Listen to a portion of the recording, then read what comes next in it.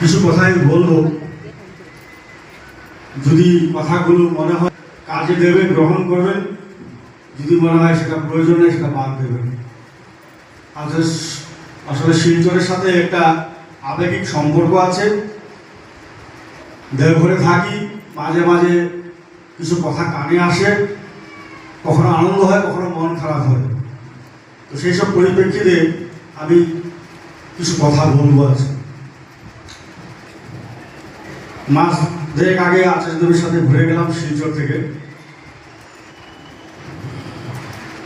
আমরা যারা এখানে উপস্থিত আছি, আমি মনে করি আমরা সবাই ঠাকুরকে ভালোবাসি বলেই কিন্তু এখানে সবাই উপস্থিত হয়েছি। তো এই যে আমরা ঠাকুরকে নিয়ে চলছি, যেমন আজকে আমি বিকাল 4টা নাগাদ এখানে পৌঁছালাম, 117 জনের দীক্ষা হলো 2 সিটিংয়ে। আমি মনে করি এটা সবাই অবদান আছে। তো যখন আমরা ঠাকুরের কাজ করি সবাই কিন্তু সহকর্মী। তো অনেক সময় দেখা যায় এই সহকর্মীদের মধ্যে ছোট ছোট জিনিস নিয়ে কিছু সমস্যা তৈরি হয়। এই সহকর্মীদের নিয়ে একটা আমার জীবনের ঘটনাই বলছি। দেওঘরে আমরা থাকি, মাঝে কিছুদিন চুরি চামারি শুরু হয়। বর্তমানে আচার্যদেব বললেন আমাদের পার্মানেন্ট নাইট গার্ড আছে, তা সত্ত্বেও তিনি বললেন তোরা ছোট ছোট দল করে রাত্রে পাহারা দিবি। তো সেরকম আমরা একদিন পাহারা দিচ্ছি। বর্দার বাড়িতে যিনি নাইট গার্ড, তিনি রাত্রে ঘুমাচ্ছিলেন। আমাদের এক সহকর্মী তাকে লাঠি দিয়ে খোঁচা দিতে তার ঘুম ভেঙে যায়।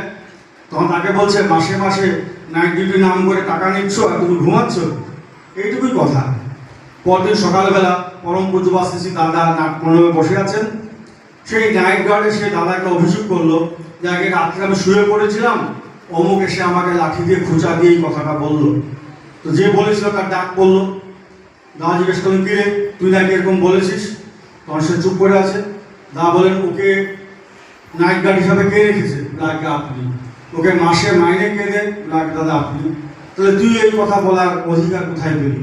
তো সে বলল আমার ভুল হয়েছে। তখন দাদা বলেন দেখ, সে নাইট গার্ড, তোরাও রাত্রে ডিউটি দিচ্ছিলি, সেই হিসাবে দেখতে গেলে সহকর্মী। দাদা বলছেন তোর জায়গায় যদি আমি হতাম তাহলে আমি ওকে বলতাম ভাই তোমার যখন ঘুম পাচ্ছে তুমি চিন্তা করো না, নিশ্চিন্তে ঘুমাও, আমি আছি। দাদা কি বললেন? তোমার যখন ঘুম পাচ্ছে তুমি নিশ্চিন্তে ঘুমাও, আমি আছি। দাদা বলছেন এই কথা যদি তুই ওকে বলতি ও চিরজীবন তোকে মাথায় দিয়ে রাখতো, সেটা না করে তুই কি করলি? তার অহমে খোঁচা দিলি। তাহলে এই যে আমরা সহকর্মী যারা একসাথে কাজ করি, ভুল ত্রুটি অনেকে থাকতেই পারে, তাকে প্রোটেকশন দেওয়াটাই কিন্তু আমাদের কাজ। আরেকটা ঘটনা বলি।